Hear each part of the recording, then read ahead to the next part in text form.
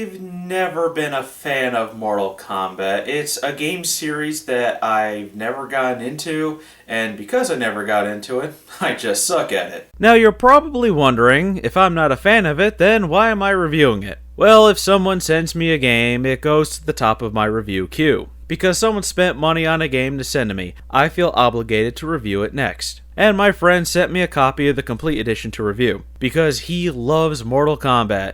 Well, that's an understatement. If he had a third hand, he would masturbate while he plays it. That's how much he loves Mortal Kombat, and he's played every single one. My history with Mortal Kombat is quite the opposite. The only ones that I played were Mortal Kombat 2, Mortal Kombat Deception, Mortal Kombat vs. DC Universe, of which I was only good with the Flash, and now this one. I'm going to make this very clear right now. I am not the right person to review this game, but it was sent to me, so I am obligated to review it. I'm not into Mortal Kombat at all, and I never will be. This game did not get me into it, it's just not my game. I'm picky when it comes to fighting games. I admit that Street Fighter is good, but it's something that I'm not into. I do like the Marvel vs. Capcom series though. I like the King of Fighters series, King of Fighters 2002 being my favorite, and Guilty Gear X2 is my favorite fighting game of all time and it's the one that I'm best at. I've played the first BlazBlue, and while it's like Guilty Gear, I just couldn't get into it. I love Smash Bros. Melee and Brawl, and I have PlayStation All-Stars Battle Royale, and I think it's pretty fun, and I enjoy the Dead or Alive series.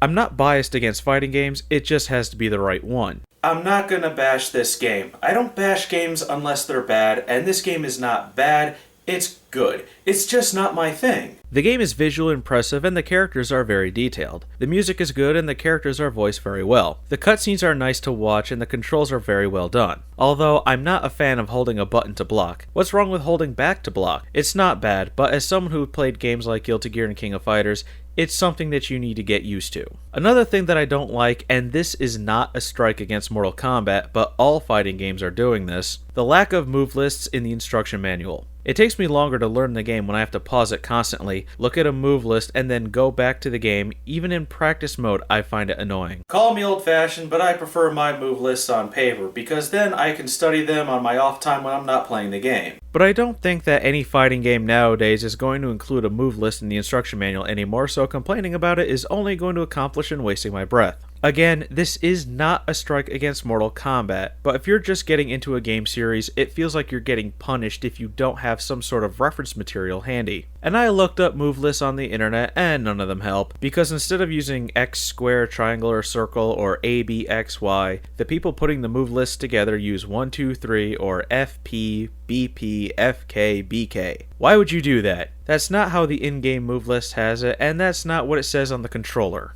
But that's all a personal preference. I just don't like pausing a game, reading the move list, and then trying to do the combo. Yes, I can copy the move list off the internet and then edit it so that the button inputs correspond with the controller and then print it out, but I don't think I should have to do that. It's very discouraging to someone who is new to the game. Again, that is not a strike against the game, it's just a personal preference. But now we're going to move on to the story, of which I just don't understand.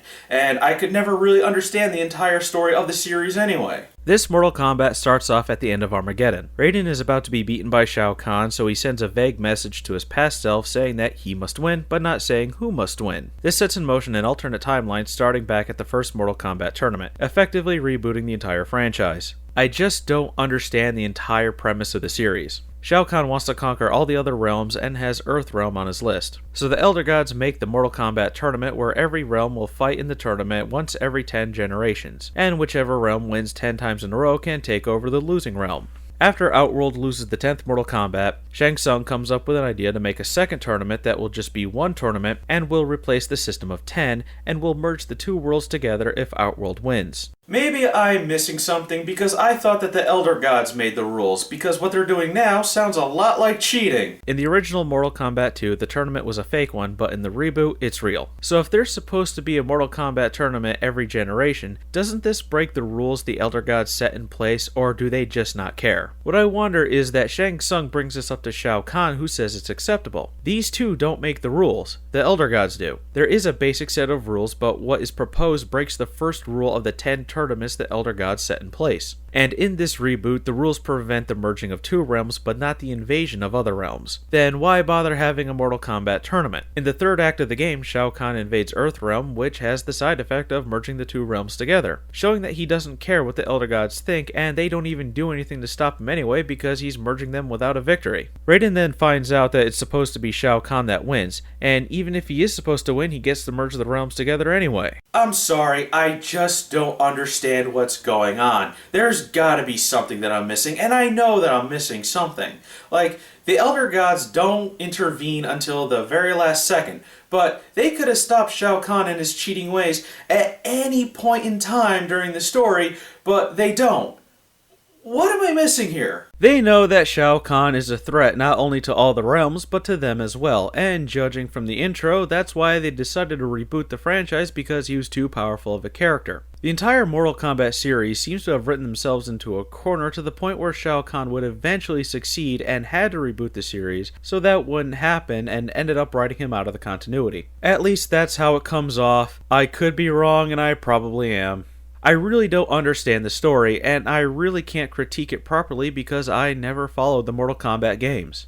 I know that the main focus of the story is to stop Shao Kahn from merging the realms, but we have a lot of other stories going on that seem to have no business being there, like Cyrax being on a mission to kill Johnny Cage for whatever reason, or why was Jax kidnapped? Like I said, I don't understand the story, and I'm not gonna claim that I do, but maybe someone who does get it can fill me in on what's going on. Story aside, there are some cool things like the X-ray moves. They are cool to see, but after a while I found myself getting bored with them as each character only has one. The game slows down to show bones breaking or organs being hurt, but after a while I found myself growing tired of it and I tried to avoid it unless I was on the verge of losing and needed to bring the fight onto equal grounds. There's also a lot of things to unlock in the crypt with the coins that you collect by winning matches, like alternate costumes and extra fatalities. There's artwork, music, and concept art to unlock to the point where I would say that it's too much stuff to unlock. They went all out when making this game, and I give them credit for making a really good game. It's just not for me. What I'm about to say is coming from someone who is not into Mortal Kombat. One thing that frustrated me was the story mode. I'm more than likely wrong on this as I'm not good at this game, but the AI in story mode feels really cheap. Some of the characters spam teleport moves constantly, like Sector. I could not stand fighting that guy. All he did was teleport constantly. Another thing that I felt was unfair were the 2 versus 1 fights.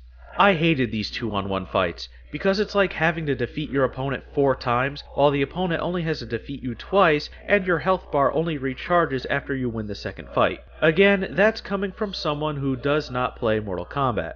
However, I will say that the AI is very balanced in other game modes, and I prefer playing those over the story mode. In a world where most reviews are written or taken as black and white, consider this one a gray area. I do not hate Mortal Kombat, but I'm not into it, so I'm more indifferent to it. It's a good game, it looks and plays well, and while I don't understand the story, I think that the cutscenes and voice acting are well done and are enjoyable to watch. If you were planning on buying this game, I would recommend getting the complete edition on the PlayStation 3. It comes with all the DLC characters and Kratos as an exclusive character. As I said earlier, Mortal Kombat is a good game. It's not my thing, but it's a really good game. And who knows, maybe if I spend more time with it, I might just get into it.